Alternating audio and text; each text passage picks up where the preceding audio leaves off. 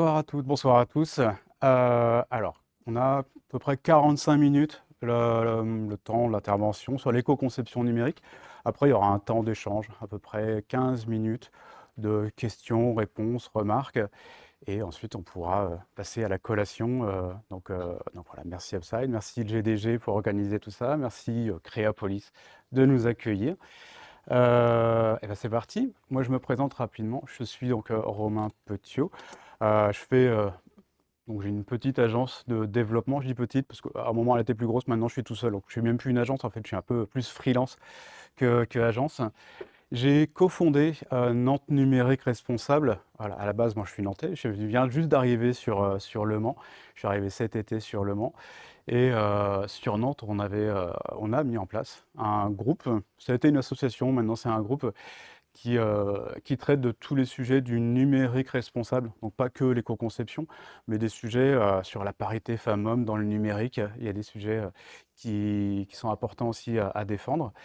Et en parallèle de ça, je suis membre du conseil scientifique de l'Institut numérique responsable, qui est une très grosse association qui traite du numérique responsable, donc vraiment au niveau national. Alors, pour vous expliquer rapidement le cheminement, moi ça a commencé par le film Home. Ça m'a vraiment marqué quand j'ai vu ce film-là. Ça date un peu, peut-être que vous êtes trop jeune pour l'avoir vu. C'est Yann Arthus-Bertrand qui a fait ce film-là et ça expliquait les impacts environnementaux. Moi ça m'avait beaucoup marqué à ce moment-là.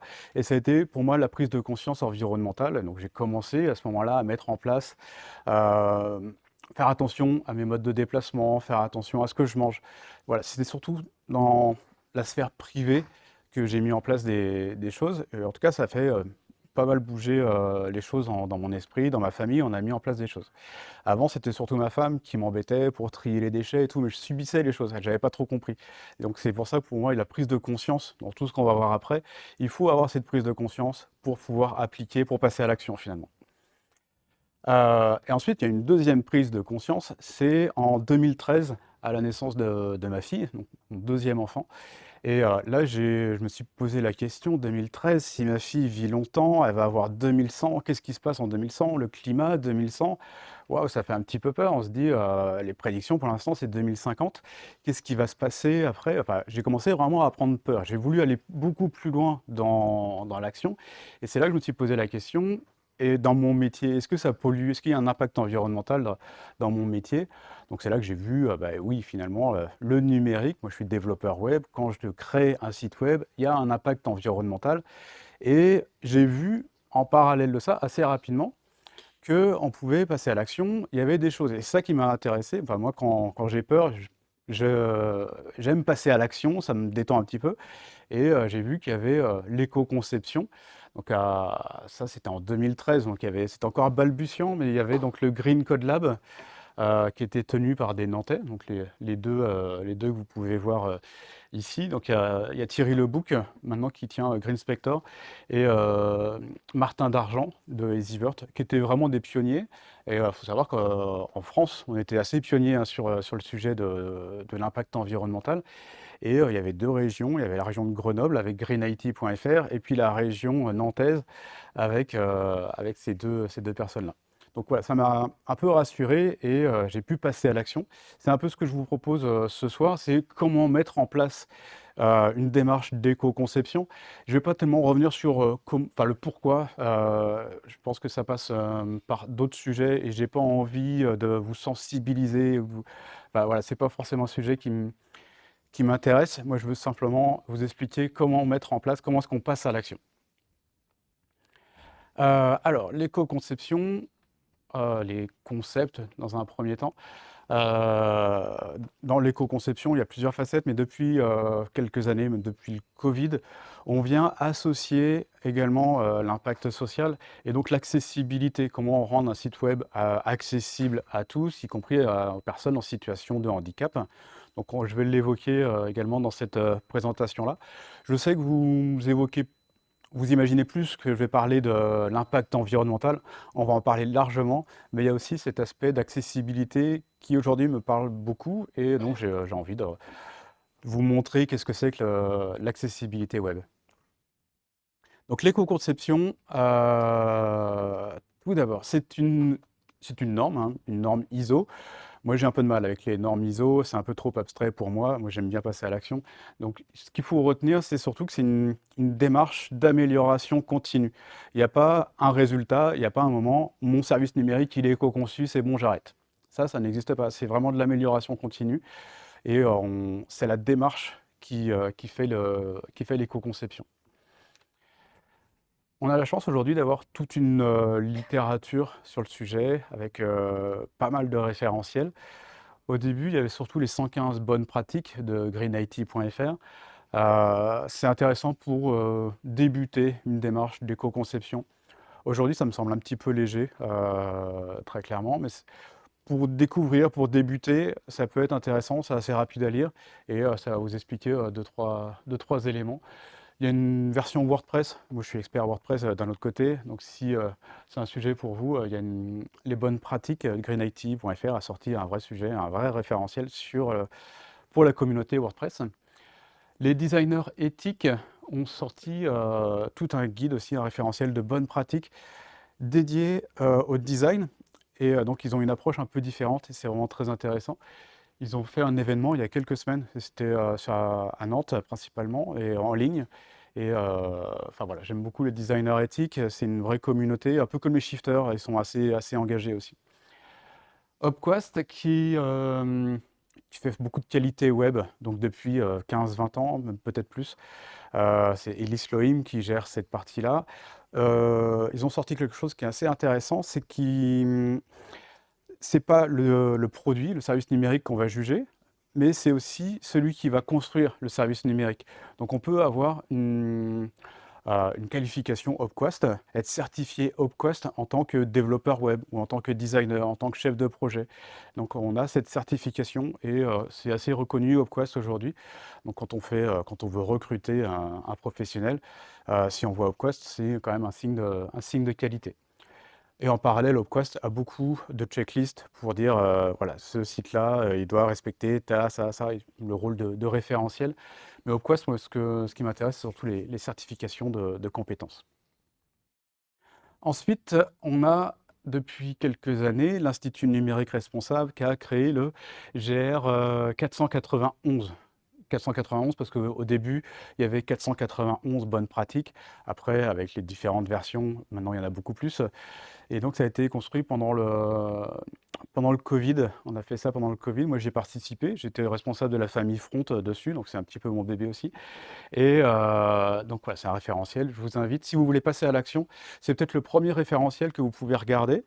Et je vous invite à sélectionner les bonnes pratiques que vous souhaitez appliquer et vous délaissez ce qui vous intéresse moins, ce qui n'est pas applicable, non applicable dans votre cas, dans votre structure. Vous pouvez donc les mettre de côté et faire votre propre référentiel à partir de l'Institut numérique responsable, le GR 491. Ensuite, on a le RGESN, donc par le DINUM, donc c'est vraiment la référence en France maintenant sur l'éco-conception. C'est parti vraiment de la base de l'INR, donc du GR 491, et ils ont retiré tout ce qui concernait l'accessibilité, et ils ont gardé que ce qui était environnemental. Donc tout ce qui est environnemental est dans le RGESN, et tout ce qui est sur l'accessibilité est dans le dernier, le RG2A ou RGAA, les deux se disent, qui existe depuis très longtemps, qui est vraiment, pour le coup, sur l'accessibilité web. Donc on a vraiment une grosse littérature aujourd'hui pour pouvoir passer à l'action. Ce qui me semble le plus simple, c'est vraiment le GR 491. Vous épurez et puis après, vous pouvez mettre en place ces bonnes pratiques. Alors, éco-conception, comment est-ce qu'on va calculer son impact environnemental? On peut avoir des idées et des fausses idées dans tout ça. On va pratiquer une ACV, une analyse par cycle de vie, ce qui veut dire qu'on va prendre toutes les... ici, c'est un premier schéma, mais l'extraction des matières premières, la fabrication, transport, mise en œuvre, la phase d'application, de run et la fin de vie. Et à chaque étape, on va voir quel est l'impact environnemental. Ce qui peut paraître un peu curieux quand on parle de web, un logiciel en tant que tel n'a pas d'impact environnemental. C'est abstrait, c'est juste du code, des lignes de code, donc ça n'a pas d'impact. C'est plutôt son impact sur l'infrastructure, et c'est là qu'on va retrouver de l'impact environnemental. Pour expliquer peut-être un peu plus l'ACV, je vous ai pris l'ACV d'un jean, l'analyse par cycle de vie d'un jean. Voilà, on voit la culture du coton pour ensuite fabriquer le jean. Donc on voit les différents types d'impact, gaz à effet de serre, consommation d'eau, la toxicité humaine, l'eutrophisation et déchets banaux, je ne sais pas comment est-ce qu'on dit. Je vous laisse choisir.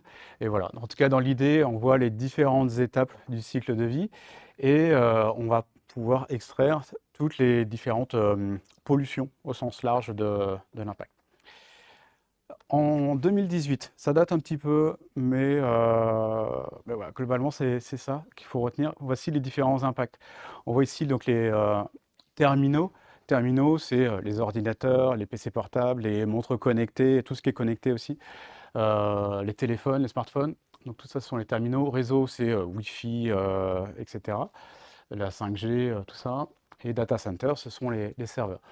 On voit assez rapidement que l'impact, il est surtout sur les terminaux. Donc quand on veut mettre en place une démarche d'éco-conception, on va surtout s'attacher sur cette phase-là, les terminaux.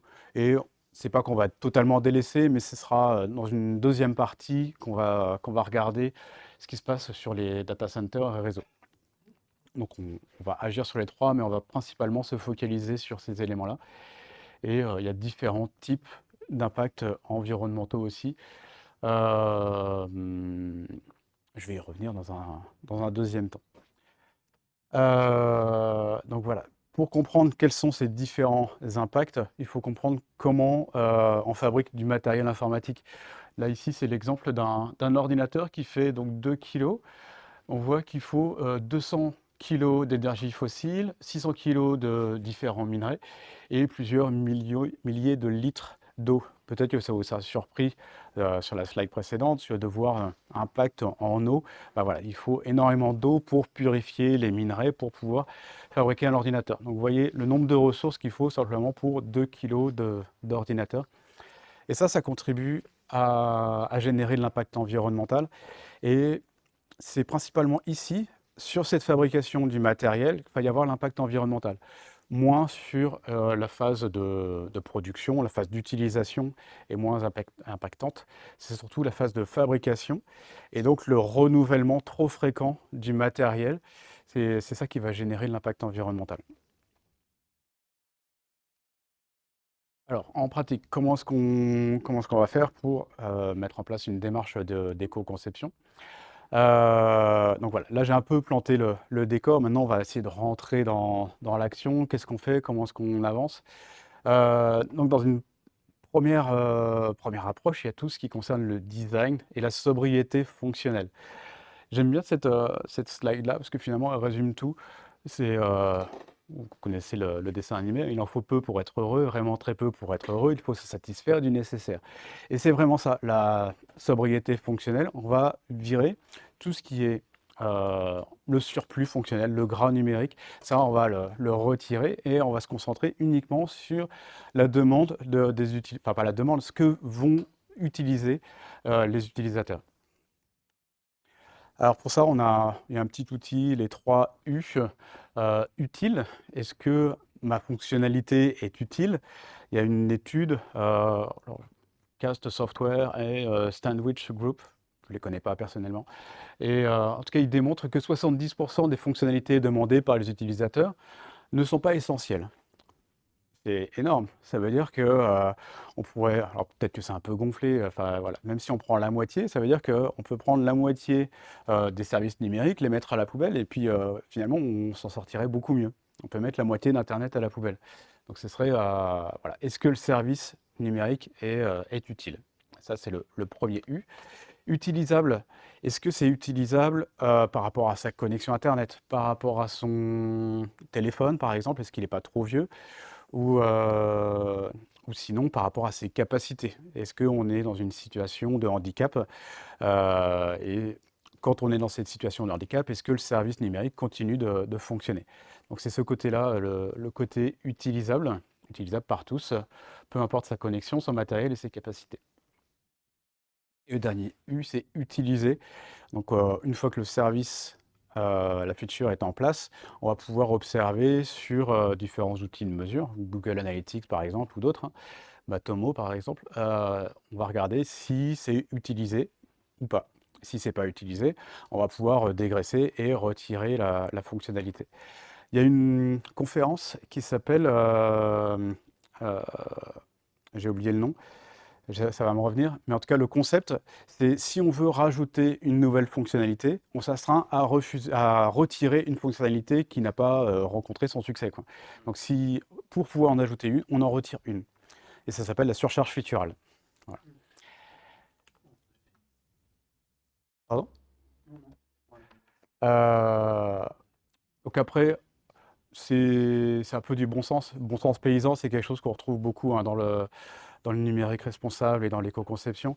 Comment est-ce qu'on fait la conception d'un service numérique? Voilà, on va commencer par définir les objectifs. Quelle est notre cible? Quelle est vraiment la demande de notre cible? Et on va définir les fonctionnalités par rapport à ça. Ça paraît idiot de le dire, mais il y a tellement de produits qui sortent et qui correspondent à rien, à personne. Et donc c'est la base, mais pour autant, elle est peu respectée.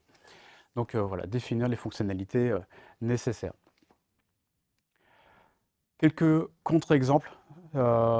C'est plus rigolo, je trouve, de le présenter par le contre-exemple.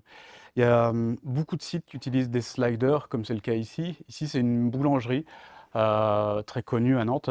Et donc, ils ont voulu montrer le côté généreux, qualitatif de leurs produits. Donc là, ils ont présenté des pâtisseries. Moi, je me dis que finalement, une seule photo peut être suffisante pour montrer la qualité de leurs produits et avoir tout de suite visuellement où est-ce qu'on est. On est dans une boulangerie-pâtisserie et une seule photo peut suffire, je pense.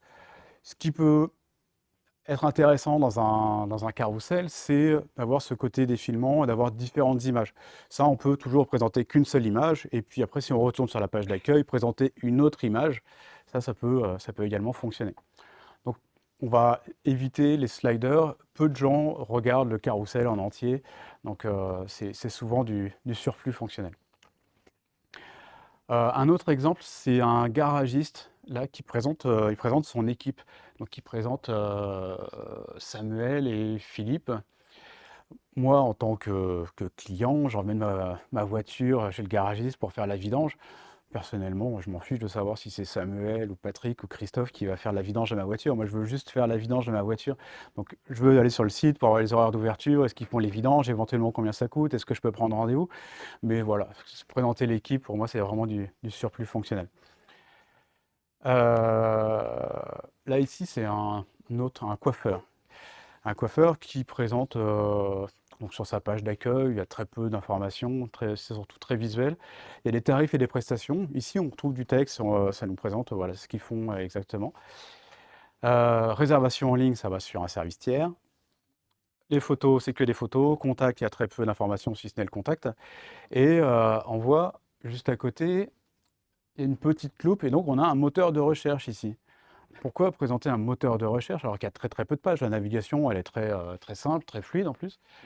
Et surtout que si on fait une recherche, eh ben, on va forcément tomber sur tarifs et prestations parce que c'est la seule page où il y a du texte.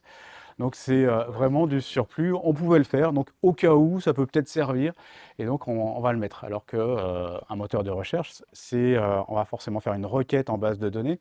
C'est difficile de mettre en place du cache sur cet élément-là. Enfin voilà, il y a un réel impact dessus. Google Maps, c'est peut-être un peu moins vrai maintenant, mais sur beaucoup de pages contact, on retrouve une Google Maps, l'iframe, hein, vraiment la partie fonctionnelle. On peut calculer son itinéraire, ce qui est le cas ici, hein. Et là, ici, c'est un peintre. Un peintre, moi, si j'ai besoin de refaire la peinture de ma cuisine, je vais peut-être contacter ce peintre-là. Ce qui va m'intéresser, c'est de savoir s'il habite à côté de chez moi, enfin à quelques kilomètres. Voilà, ça va limiter les déplacements et ça, c'est intéressant. Après, moi, je vais jamais faire le déplacement pour aller chez lui. Je m'en fiche d'aller chez lui. C'est le peintre qui va venir chez moi pour peindre.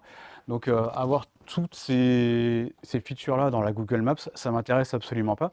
Ce qui peut être intéressant, c'est d'avoir une carte de Nantes ou du département pour dire, bah voilà, je suis là, et pour savoir si le peintre, il est dans mon quartier ou pas. Mais avoir toutes ces fonctionnalités-là, c'est beaucoup de trop. Donc voilà, dans l'idée, en tout cas, sobriété fonctionnelle, retirer tout le surplus fonctionnel, mesurer si c'est utilisé et utilisable. On va le présenter un petit, enfin, je vais le présenter un petit peu après sur la partie d'accessibilité aussi. Et donc justement, cette accessibilité dans le numérique, voici une définition que j'aime bien. L'accessibilité numérique signifie que les sites web, technologies et outils sont conçus et développés de façon à ce que les personnes en situation de handicap puissent les utiliser. Ce qui me plaît beaucoup là-dedans, c'est les personnes en situation de handicap. On peut tous se retrouver dans une situation de handicap. Par exemple, je fais des courses, j'ai mon sac, mon petit caddie, et je me retrouve à mon arrêt de bus, je veux savoir à quelle heure arrive le bus, et puis, vous savez, le burger icône pour avoir le menu, là, qu'on n'arrive jamais à choper, qu'on est obligé de faire avec le nez, comme ça. Voilà. Là, on se retrouve dans une situation de handicap, on n'a qu'une seule main, on n'arrive pas à utiliser le service parce qu'on n'arrive pas à appuyer sur le menu. Ça, c'est une situation de handicap, par exemple. Dans un autre cas, si on est dans un festival en extérieur où c'est hyper ensoleillé, on est en plein été, et je veux savoir que mon groupe de rock favori, à quelle heure il est et dans quel track il est, et ben, finalement, avec le soleil, on a du mal à voir, il y a très peu de contraste et c'est difficile de lire. Et là, bah, finalement, on se retrouve également en situation de handicap parce qu'il n'y a pas assez de contraste et on a du mal à voir. Donc, on n'a pas besoin d'être handicapé, même les valides se retrouvent en situation de handicap. Je vous propose quelques mises en situation. Alors, si j'y arrive, bah, c'est parfait. Super. Ce site-là, il nous met en situation de handicap. Donc j'aime bien faire cette démonstration-là. Le daltonisme, alors c'est beaucoup les hommes, il y a quelques femmes, et en tout cas ça représente vraiment du monde. Là sur le site, les daltoniens représentent environ 8% de la population. Il y a même des sources qui vont jusqu'à 10% de la population daltonienne. Donc on ne voit pas les couleurs, c'est ça le daltonisme. Donc là ici on a si vous n'êtes pas daltonien, vous pouvez voir les tomates rouges, et un daltonien va donc voir ceci. On ne pourra pas définir vraiment quelle est la tomate qui est mûre et celles qui sont pas mûres. Donc c'est assez impressionnant.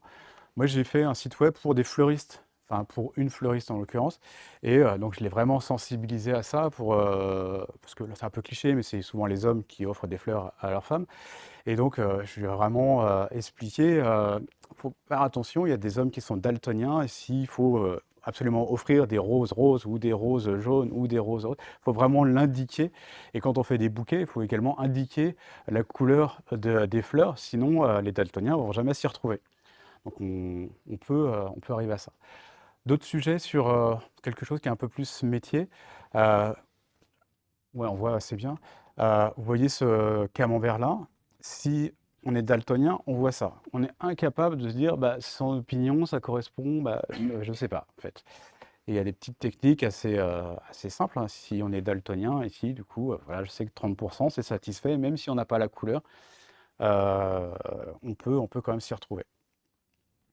Ça fait partie des bonnes pratiques de ne pas donner d'informations par la couleur. Ou si on donne une information par la couleur, on doit la décrire en dessous. Donc ça, c'est le daltonisme. Malvoyant, donc là, il y a des personnes, c'est un peu chargé, hein, mais voilà, qui ont ce genre de vision-là. Ça, c'est DMLA, cataracte, ça donne pas envie. Rétinite pigmentaire, voilà. Bon, c'est un peu compliqué, mais donc il y a des personnes qui ont vraiment des difficultés et qui vont vouloir zoomer, par exemple. Et quand on zoome, parfois, donc là je réduis, pardon, mais quand on agrandit le texte, bah voilà, on arrive à des zooms où ça se chevauche comme ça, où le line 8 est mal géré et du coup ça se chevauche, ça devient illisible. J'essaie de remettre comme c'était, voilà. Ou sinon, après, suivant les devices, on va agrandir ou rapetissir la largeur. Et donc, si je la réduis, on voit que ça vient se chevaucher et pour le coup, voilà, on n'arrive plus à lire l'élément. Je remets, voilà. Ou les couleurs également. Là, c'est un peu plus foncé. On commence à voir que ici le contraste il est encore bon. Là, le contraste, on a vraiment du mal à le voir. Et si j'accentue, bah là, on n'arrive même plus à lire. Et si on a une mauvaise vue, en tout cas, ça devient vraiment illisible. Donc attention au contraste. Il y a des normes, hein, il y a des outils en ligne, contraste ratio, et vous pouvez regarder. Souvent, il y a la référence avec le RG2A, savoir quel seuil on doit avoir entre deux contrastes, entre deux couleurs. Cité, bon forcément, il n'y a plus rien. Je ne vous fais pas la démonstration parce que c'est un peu compliqué, mais ça va lire. Il y a un lecteur d'écran pour le coup, et ça va lire tout le site. Donc ça va commencer par le haut, et après ça va tout balayer. C'est pour ça que quand on utilise la tabulation, souvent la première tabulation, c'est pour accéder au menu, accéder au contenu, ce qui permet de naviguer beaucoup plus rapidement. Et ça va très très vite, hein. Si vous avez l'occasion de voir des personnes utiliser ce genre de lecteur d'écran, ça va à une vitesse assez folle. Surdité, dans l'idée, c'est qu'on va mettre d'une description de la vidéo et tout du long de la vidéo, on vient décrire tout ce qui est dit oralement. Ça peut arriver aux personnes sourdes, mais ça peut arriver également dans un environnement professionnel où quand on a un ordinateur avec une tour par exemple, ben, on n'a pas forcément les haut-parleurs qui vont avec. Si on envoie une vidéo à, je sais pas, à un comptable par exemple, eh ben, il n'a pas forcément le son qui va avec le matériel. Donc on va se retrouver dans cette situation de handicap. Un petit dernier, handicap moteur. Donc là, vous voyez mon petit curseur. Donc il y en a qui souffrent de tremblements. Et donc, si on veut essayer de viser le bouton ici, bah, ça devient très très compliqué. Donc là, ce qu'on peut faire, c'est rajouter une petite marge interne, un petit padding pour agrandir la zone cliquable, ce qui permettra de cliquer beaucoup plus facilement sur ce bouton. Donc voilà, pour l'accessibilité. Moi, je ne suis pas du tout expert sur l'accessibilité, c'est un sujet qui m'intéresse, mais voilà, je voulais juste vous montrer ces différents éléments. Alors, parfait. Obsolescence matérielle par le logiciel. Ça, c'est un peu un concept. Vous avez vu peut-être sortir dernièrement sur les Apple Intelligence sur les iPhones. Donc pour pouvoir accéder à cette nouvelle fonctionnalité d'IA sur les iPhones, il faudra absolument avoir l'iPhone 16. Si tout ce qui est le matériel précédent, eh ben ça devient obsolète. Ça incite fortement à aller changer son matériel. Et c'est ce que je vous expliquais au début, hein, c'est surtout sur le renouvellement trop fréquent du matériel qu'on a de l'impact environnemental. Donc c'est le logiciel qui nous pousse à changer son matériel. Et ici, c'est un bon exemple. Alors, Family Link, qui est un produit Google. J'en profite, c'est le GDG, donc je place Google. Donc, Family Link, qui est un outil pour les enfants, comment ça s'appelle? Aidez-moi, mais un contrôle parental, merci, qui permet de suivre ce que fait son enfant. Et ils avaient sorti, ça date hein, les choses, mais si on était sur Android 7, on avait accès à toutes les fonctionnalités, mais il y avait une version dégradée, et c'est là que c'est intéressant. Sur Android 5 et 6, on pouvait malgré tout l'utiliser, on n'avait pas accès à toutes les fonctionnalités, mais on pouvait quand même l'utiliser. Et donc c'est en ça que c'est vraiment intéressant. Aujourd'hui, si on a du matériel vieillissant, c'est un peu compliqué, on n'a pas trop toutes les applications assez standards, hein, on a du mal à les utiliser parce que c'est dépassé, c'est plus supporté aujourd'hui. Donc là, à cette époque-là, en tout cas, Family Link avait une version dégradée. Je trouve cette approche-là très intéressante. Efficience technique. Donc là, on a vu une première partie sur le design, comment limiter le surplus fonctionnel. Maintenant, quand on rentre dans la technique, euh, quelle est la démarche? Comment est-ce qu'on passe à l'action là-dessus? Il y a différentes choses. Il y a tout un sujet sur les images, donc mettre les images à la bonne taille. Ici, c'est un exemple de Nantes RSE, qui est l'ancien site, hein, qui a été remplacé depuis. On voit ici le logo. Le logo, il est affiché en 200 pixels par 64 pixels. Et l'image en tant que telle, le fichier image, il fait 2180, j'ai du mal à lire, mais plus de 2000 pixels, donc vraiment énorme. L'image fait 10 fois plus ce qui est nécessaire pour l'afficher. Donc c'est vraiment du surplus, ça sert à rien. Donc le fichier va être beaucoup trop lourd, peut-être pas 10 fois, mais pas loin, et c'est totalement inutile. Donc mettez directement à la bonne taille le fichier, 200 pixels, et ça s'affichera très bien. Surtout que là, ça nécessite un traitement par le navigateur pour rapetissir l'image. Donc première chose, mettre les images à la bonne taille.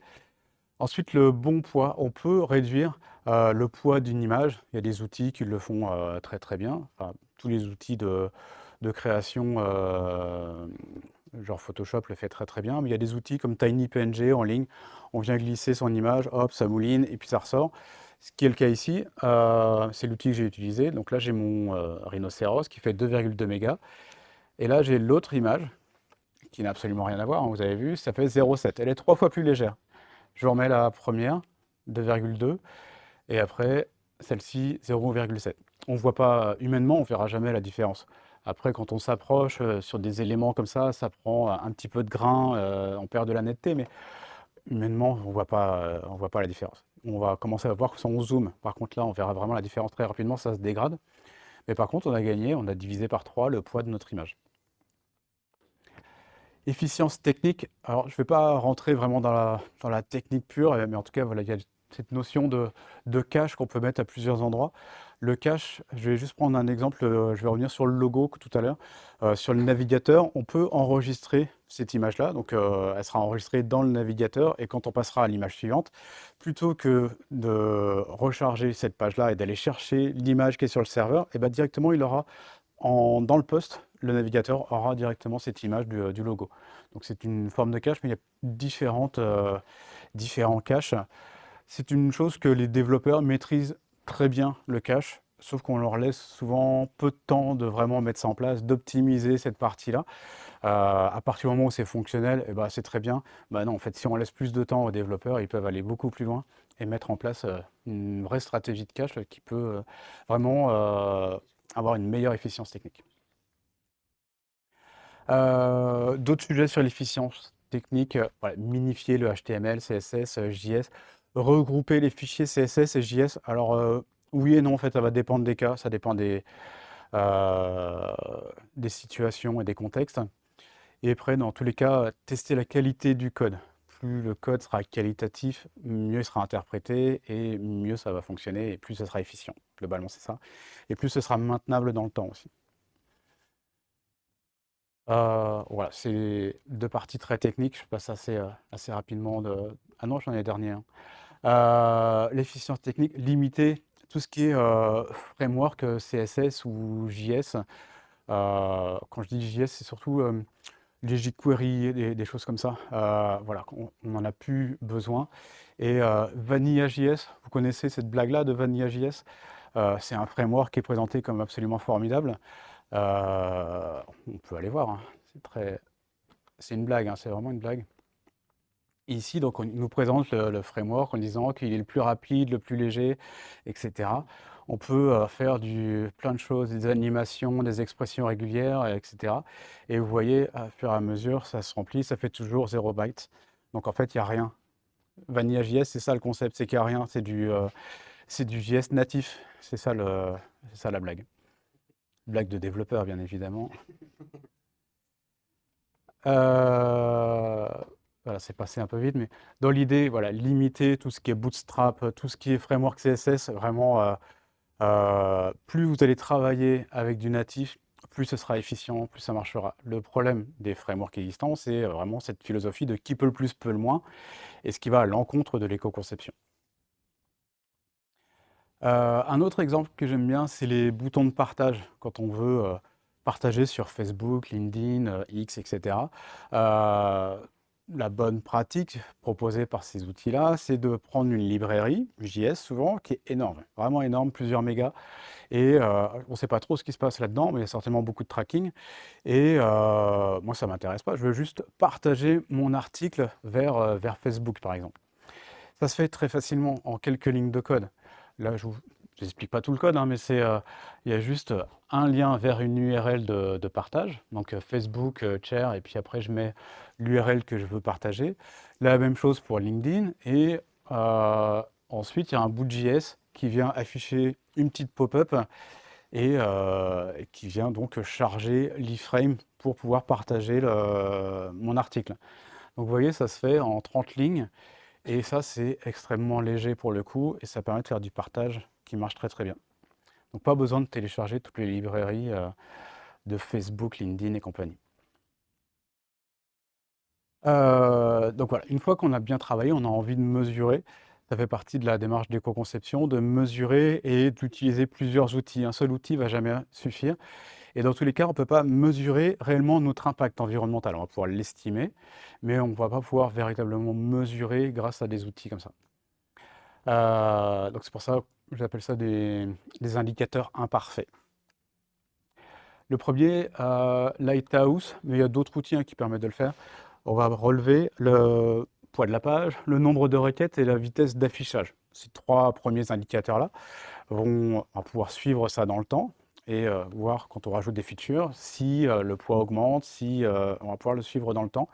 Ou quand on fait une démarche d'optimisation, on va pouvoir voir aussi si on a des gains. Il y a des fois des bonnes pratiques d'éco-conception qu'on va mettre en place, on s'attend à un gain, et finalement, non, c'est l'inverse qui se passe, on va dégrader certains indicateurs. Donc, il faut toujours tester, toujours mesurer, c'est assez important.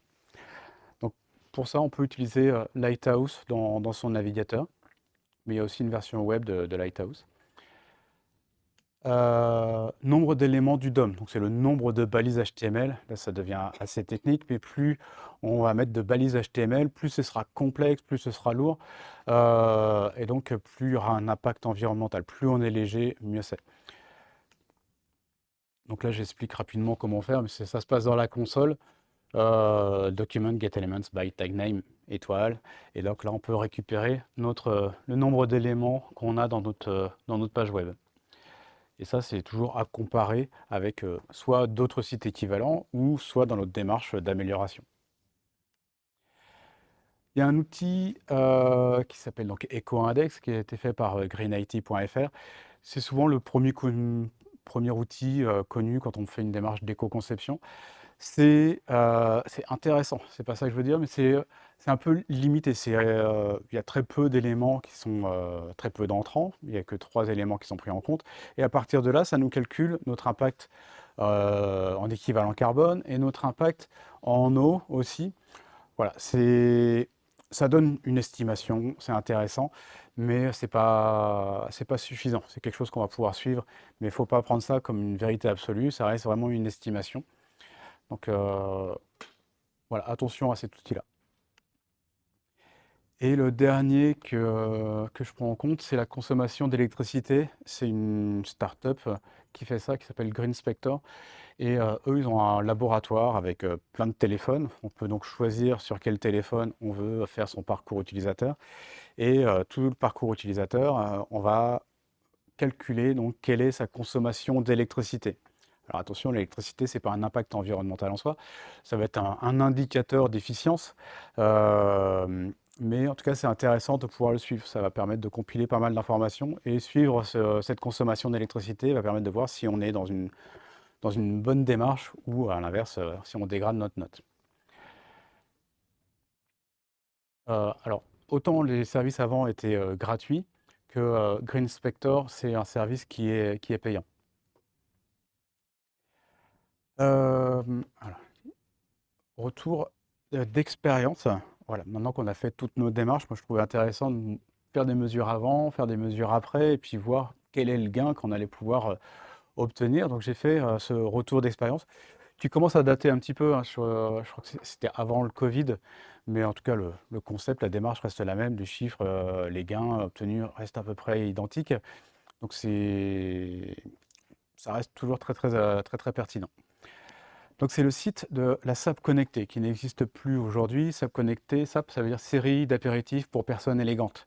C'est du networking entre professionnels du numérique. C'était à Nantes et donc ils avaient fait un site web. C'était un copain qui avait fait le site internet. Il n'est pas du tout développeur, c'est vraiment quelqu'un qui fait du marketing à la base. Il a deux, trois notions sur WordPress, il a mis le WordPress en place et puis c'est parti, ça fait très bien le travail, tout le monde était content du résultat. Donc moi j'ai repris le projet et j'ai essayé d'éco-concevoir et voir quel gain on allait pouvoir obtenir. Donc le site auparavant, donc il se présentait un peu comme ça c'est la version mobile. Donc c'est un site WordPress. J'ai conservé la stack technique WordPress, on l'a conservé, on peut obtenir des très bons résultats avec WordPress. Il y avait un thème Event Star, alors là par contre on arrive sur un truc, je ne sais pas trop ce que c'est, et c'était un peu pourri. Donc ça je l'ai viré, on a fait un thème custom pour pouvoir... L'avantage de faire un thème custom, c'est qu'on va avoir uniquement ce qui est nécessaire sur le projet, et tout le surplus fonctionnel, ça on va pouvoir le virer. Auparavant, il y avait un page builder qui est Elementor. Elementor, donc ça permet d'aller très très vite, c'est du clic-bouton et c'est le moins mauvais des page builders. S'il y en a un à utiliser, c'est celui-ci.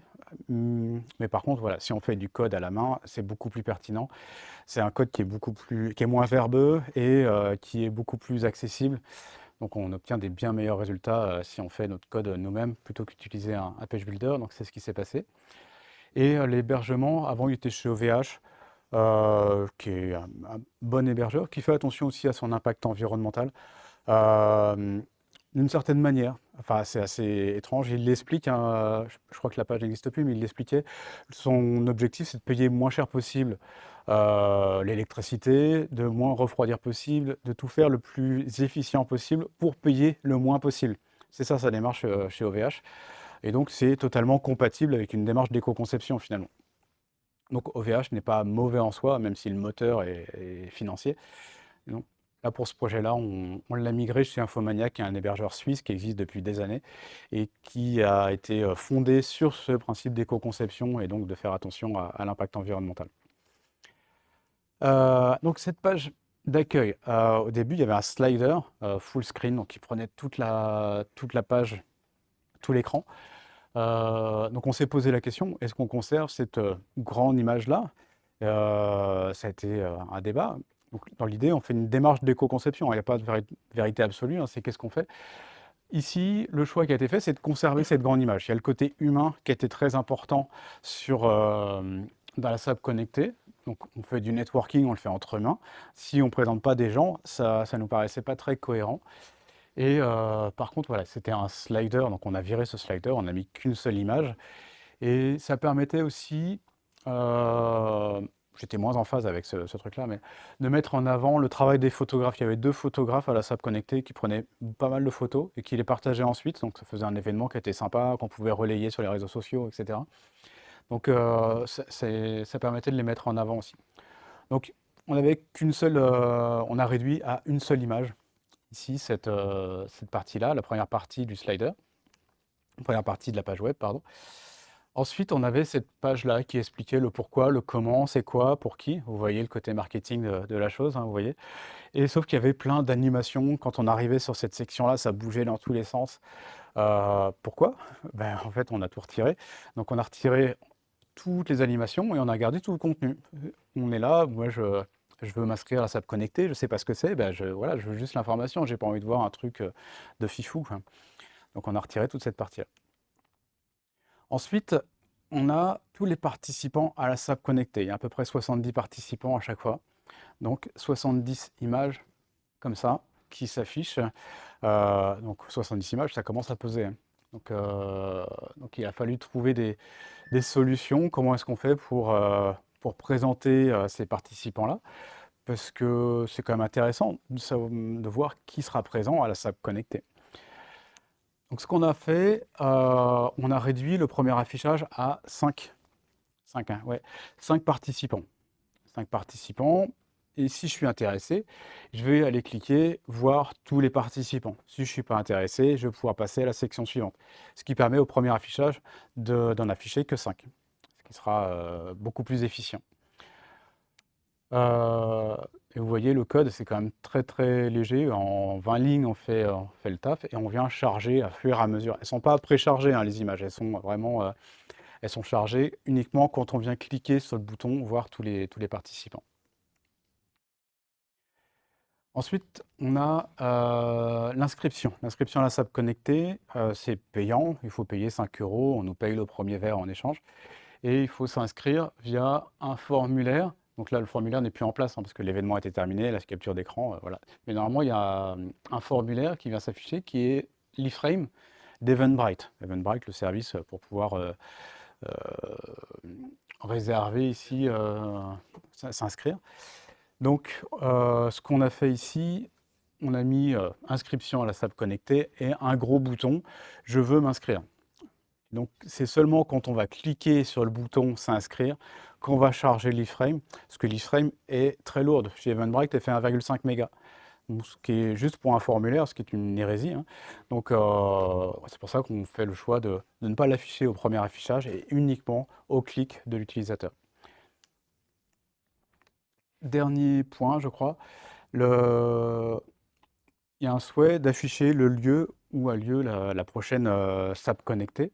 Donc on voit ici une carte Google Maps où on peut faire énormément de choses. On peut donc calculer son itinéraire. C'est la même chose que pour le peintre tout à l'heure, hein. Il y a énormément de fonctionnalités dessus. Donc ça a lieu au point barre. On peut donner son avis sur le point barre. On peut faire plein de choses. L'idée pour nous, c'est simplement d'indiquer où a lieu la prochaine SAP connectée, l'adresse, le lieu de rendez-vous. Donc pour ça, nous on a utilisé OpenStreetMap, qui est l'équivalent open source de Google Maps, et on a utilisé l'API simplement pour générer l'image. Donc on a une image statique de cette carte-là. C'est pas du tout interactif, on va pas pouvoir calculer son itinéraire, on peut strictement rien faire, mais on sait, quand on est nantais, voilà, on repère facilement que c'est Lille et puis voilà, que c'est dans ce quartier-là. Et quand on est nantais, ça nous suffit largement. Et si on n'est pas nantais, ce qu'on fait, c'est on clique sur la carte et ça nous emmène sur le OpenStreetMap. Et donc là, on va pouvoir calculer son itinéraire, on va pouvoir zoomer, dézoomer et faire pas mal d'éléments. Mais donc, on transfère cette partie-là sur le site d'OpenStreetMap. Donc voilà, toute la démarche d'éco-conception, vous voyez, on essaie de charger le moins possible et par contre, de charger uniquement quand l'utilisateur a besoin des éléments. Résultat, donc vous retrouvez à gauche les différents indicateurs que je vous ai présentés. Donc le poids de la page d'accueil, hein, uniquement la page d'accueil, avant traitement, il y avait 5,7 mégas. Et maintenant, elle fait plus que 0,6 mégas. Donc on a un thème aussi qui est beaucoup plus léger, tout est beaucoup plus léger. Nombre d'éléments du DOM, donc c'est la complexité HTML. On passe de quasiment 800 balises HTML à 225, beaucoup plus léger. Le nombre de requêtes, donc on avait nombre de requêtes HTML. Vous vous souvenez, il y avait déjà 70 requêtes pour afficher les 70 images de tous les participants.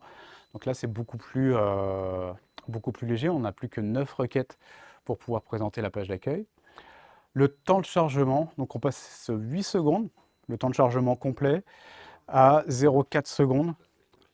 Donc ça, c'est magique, ouais. Et c'est du WordPress, hein, donc on voit que WordPress, ça marche bien aussi.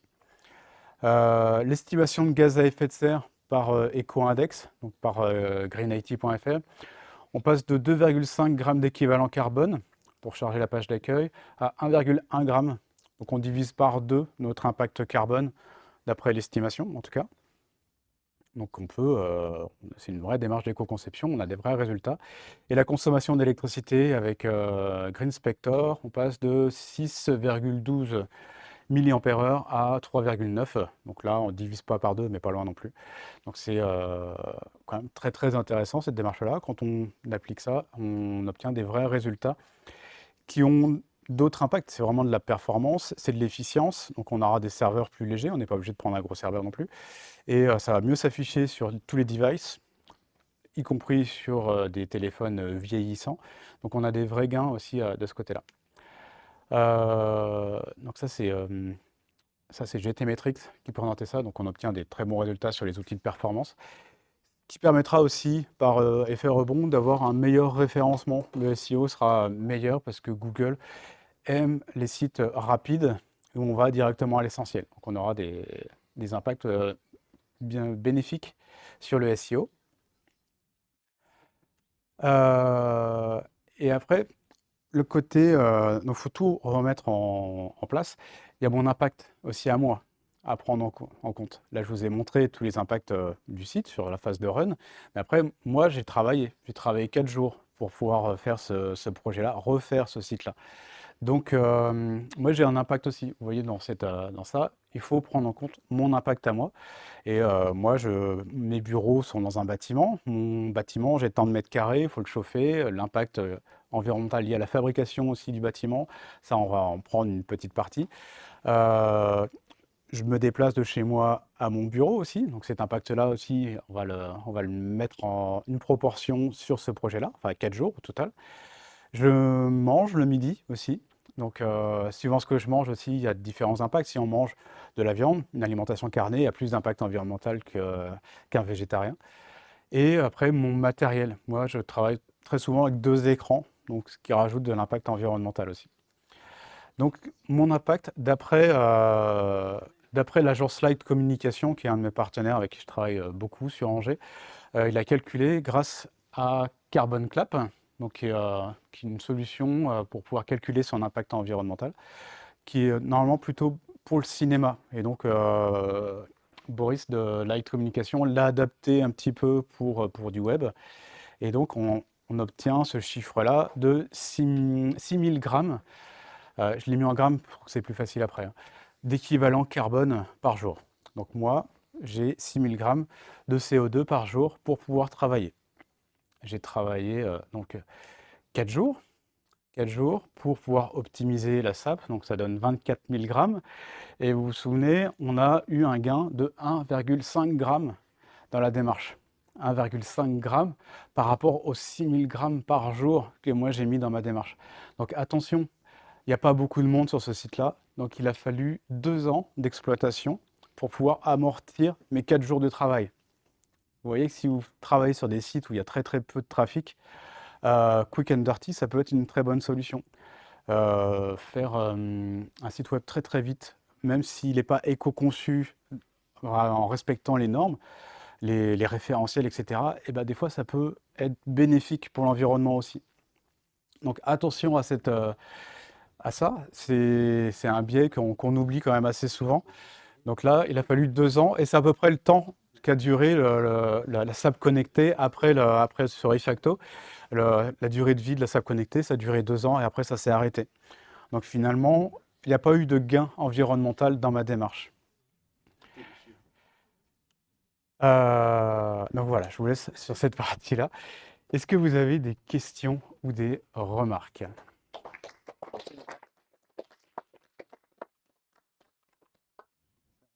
Un Oui, peu loin. Oui, je voudrais vous remercier beaucoup pour la présentation, c'était merci. très intéressant.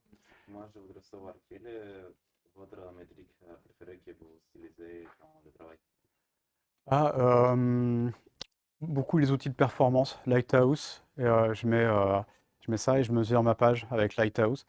Ce qui est intéressant, quand on développe en local, on a Lighthouse qui est en place. Si on veut utiliser des outils comme GTmetrix, il faut que le site soit accessible par le web, donc c'est plus compliqué. Mais il faut vraiment multiplier les démarches, les outils, parce qu'on peut avoir des gros problèmes par la suite. Moi, alors ça date un peu, j'avais mis en place mon site web et donc j'avais mesuré et tout nickel.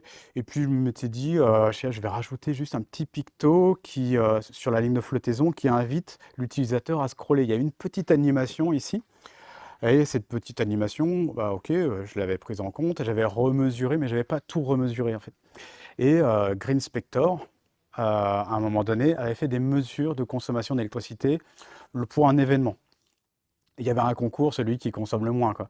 Et donc Thierry de GreenSpector m'appelle, bah, Romain, on voit qu'il y a une démarche d'éco-conception, on ne comprend pas trop pourquoi, mais ton site, tu es dans les derniers, quoi, tu es dans le plus énergivore.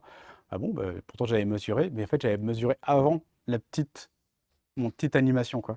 Et c'est simplement cette petite animation qui me mettait dans les derniers de l'événement. Et il y avait 70 sites qui étaient mesurés.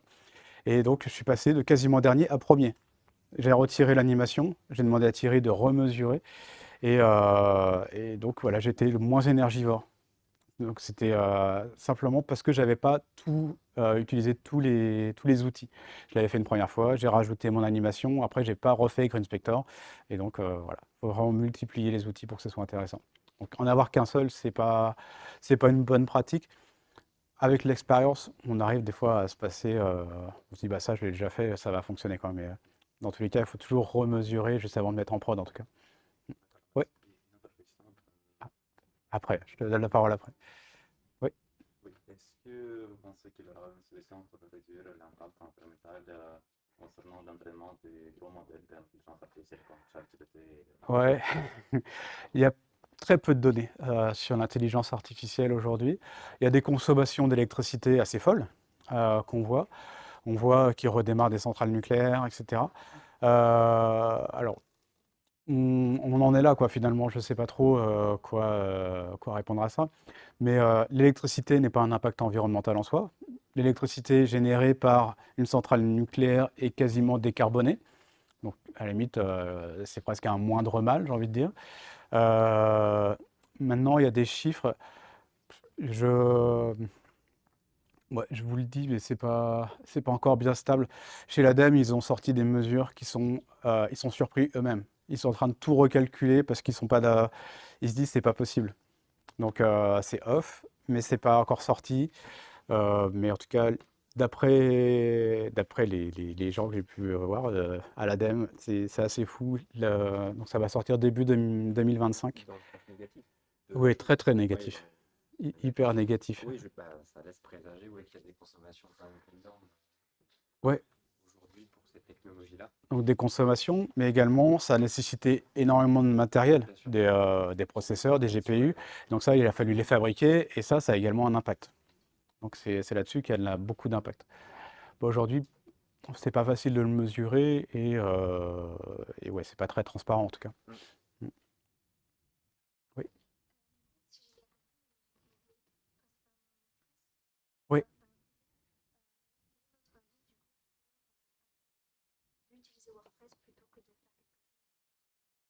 Euh, alors, je vais étendre en fait la question.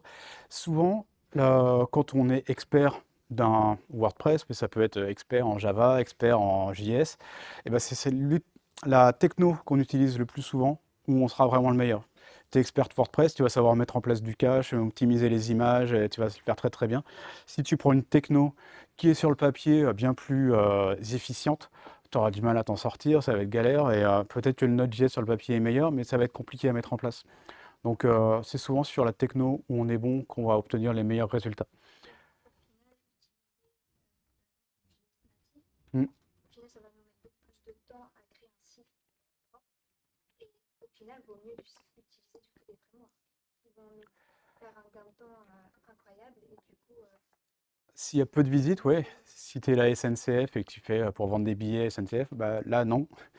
Ça dépend aussi du contexte. Euh,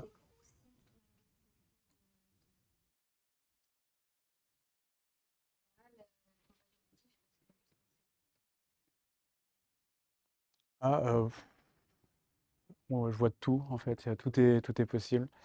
Alors, de base, il y a des langages qui sont plus efficients que d'autres. Tous ceux qui sont compilés sont sur le papier meilleurs que ceux qui sont interprétés. Et ensuite, tout ce qui est asynchrone sera meilleur que ce qui est synchrone. Ça, c'est sur le papier. Ensuite, si plus vous savez utiliser votre stack technique, plus vous serez efficient globalement.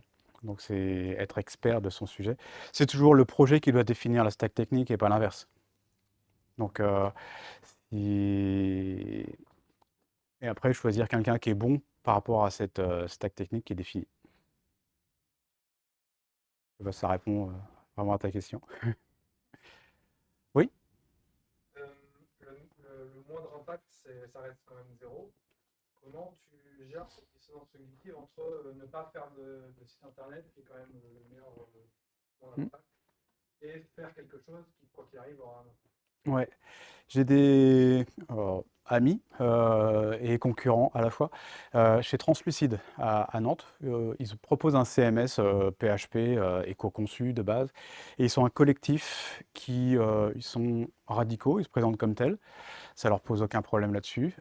Et quand on les contacte pour pouvoir bonjour, je voudrais un site web. Et la première chose, ils challenge, avez-vous réellement besoin d'un site web? C'est la première chose. Et donc, ils sont vraiment, voilà, ils sont alignés avec leurs valeurs. Et moi, je trouve ça très bien. Moi, j'ai une approche un peu différente où je viens challenger mon client, mais je lui apporte des différentes solutions. Disant, bah, ça aura beaucoup d'impact, mais il y a ça comme gain. Ça, c'est mieux d'un point de vue environnemental. Et voilà, après, il va faire son choix. Il va faire son choix en conscience. Moi, c'est ça mon approche. Euh, et il n'y a pas. Je trouve ce que fait Translucide est top. Maintenant, moi, j'arrive pas trop à me l'appliquer à moi. Ça correspond. Je suis moins radical que. Euh, mais voilà, en tout cas, c'est très intéressant. Ouais. Ouais, j'aimerais bien avoir ton retour puisque tu nous as présenté que tu as participé notamment à rédiger des guides pratiques, etc., qui servent aujourd'hui notamment la DINUM, donc à l'État, en fait, au Mm. gouvernement. Le sujet que tu évoques ce soir, il est quand même forcément très lié à l'orientation politique et à l'impulsion politique à laquelle on peut être, nous, sujet, en France ou en Europe d'ailleurs. Quelle est ta vision en fait de cet aspect-là? Est-ce que tu penses que on va vers une réglementation du coup imposée Mm. de ces bonnes pratiques que tu nous Ouais. présentes ce soir pour qu'elles soient appliquées, puisque il y a quand même un enjeu business qui fait qu'aujourd'hui elles ne le sont peut-être pas euh, pour des raisons économiques avant tout. C'est quoi ta vision des choses sur le rôle finalement de nos gouvernants pour venir imposer en fait un peu plus ces choses-là ou pas finalement? Ouais, c'est déjà un peu en place. On s'est pas blindé juridiquement, mais en tout cas, il y a une certaine obligation pour les grosses structures et tous les services de l'État, les services publics, d'avoir une démarche d'éco-conception D'accord. sur leur site web. De la même manière pour l'accessibilité, et ce depuis des années, hein. Dès qu'on obtient un certain chiffre d'affaires, on est obligé d'avoir un site web et un service numérique éco-conçu. D'accord. Et tous les services de l'État sont obligés également, et assimilés de l'État, sont obligés d'avoir des sites accessibles. Moi, j'ai fait un projet web pour l'ADEME, par exemple.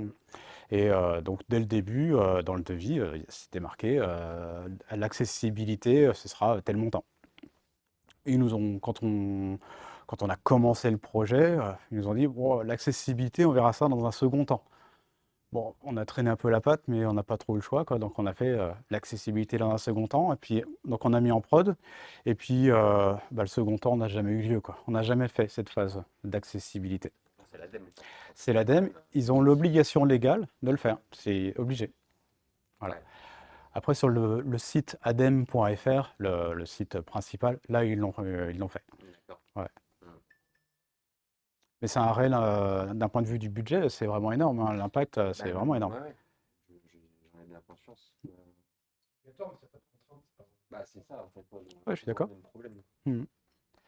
Je suis Super. d'accord. Est-ce qu'il y a une entité aujourd'hui qui supervise du coup, qui vérifie en fait, qui a une instance un peu de surveillance, on va dire, sur ces... Pas vraiment. Alors la CNIL, hein, mais Ouais, c'est pas, c'est pas encore très non, avancé.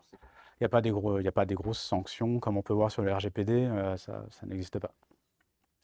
Même pour l'accessibilité, hein, qui existe quand même depuis des années, ça, il n'y a pas de grosses sanctions. En tout cas, Ok. il y a déjà eu des, des jugements et des amendes, mais en D'accord. tout cas, c'est pas sur des très gros sites et c'est pas très, voilà, ça fait pas les grands titres, quoi. Il y a un référentiel, hein, qui arrive aussi sur l'intelligence artificielle, donc le RIA pour le coup. D'accord. Mm. Oui, oui, oui, pardon. Moi, je ne suis pas développeur, je suis designer. Et je suis très intéressé d'intégrer des considérations de accessibilité, éco-conception et inclusivité dans mon design. Mais souvent, il se perd entre la phase de conception et la phase de développement. Et ma question, c'est qu'est-ce que je peux faire pour faire un handover plus efficace avec les développeurs? Qu'est-ce que tout, comme développeur, préfère Mm. voir dans un document ou dans la phase de... Eh ben, ça revient vraiment au tout début de la présentation. Je vous ai présenté mon cheminement et la prise de conscience. Et quand on travaille avec des équipes où il n'y a pas de prise de conscience, eh ben, ça part en vrille, hein, comme tu dis. Donc ça marche pas bien. Et donc il faut que tout le monde soit convaincu de la démarche pour que ça puisse réellement fonctionner. Sinon, ça marche pas très très bien.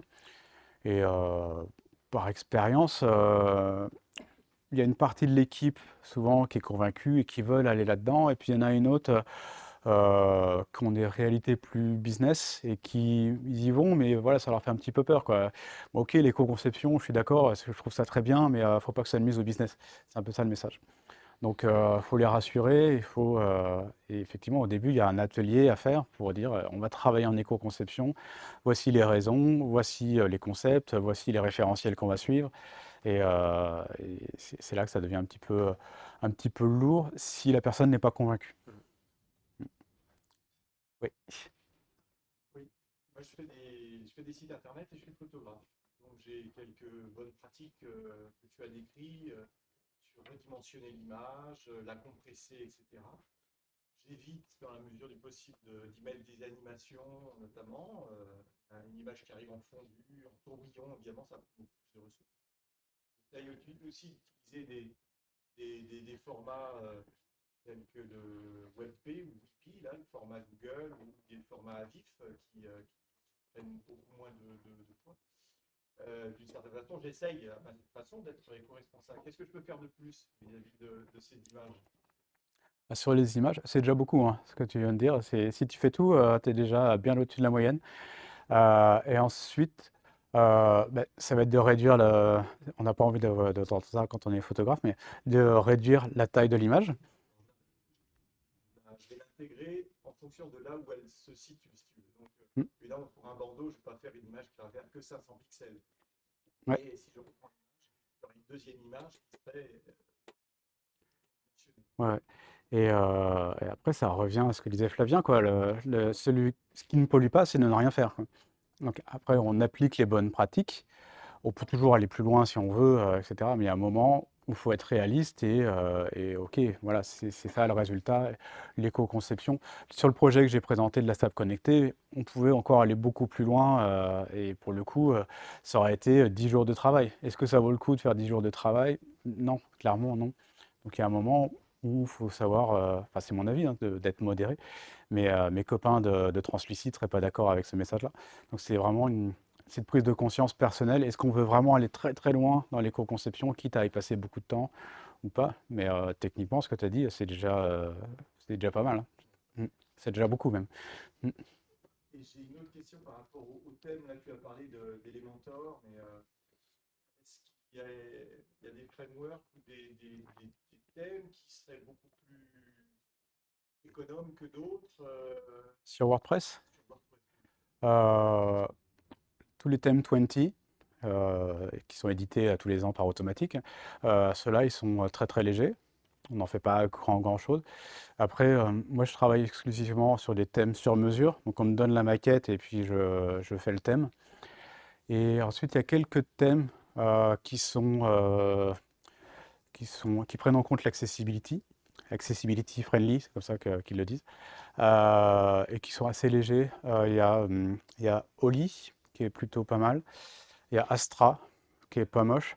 Mais alors surtout sur Astra, il y a énormément de choses, quoi, qui sont avec, quoi. On peut faire beaucoup de choses.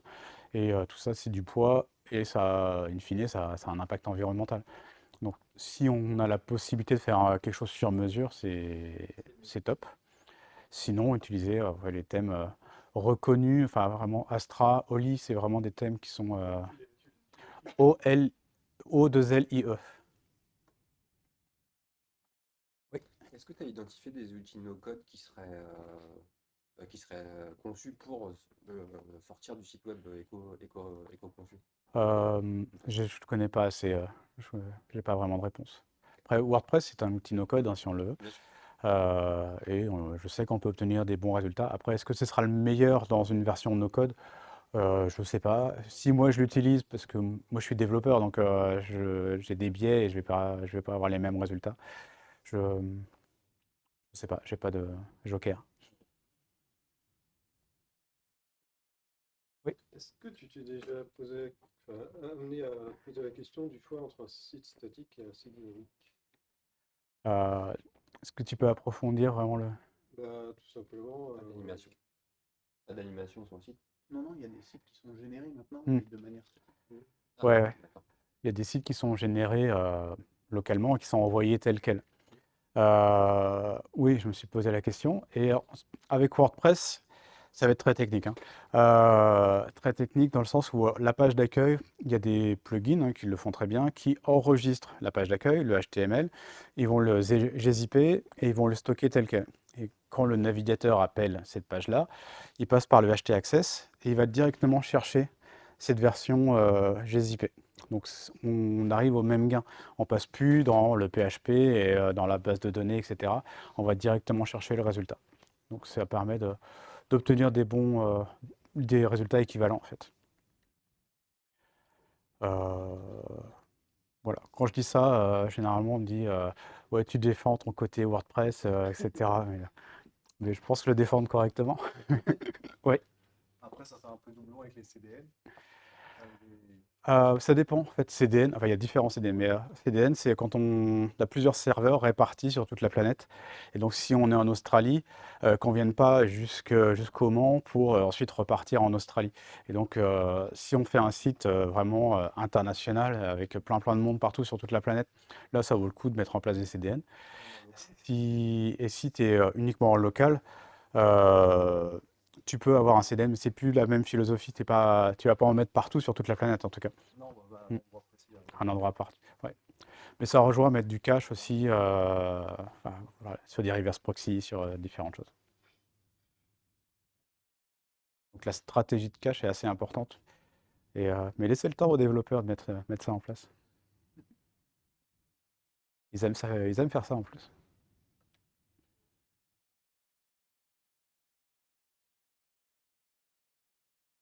D'autres questions? Ben, c'est parfait.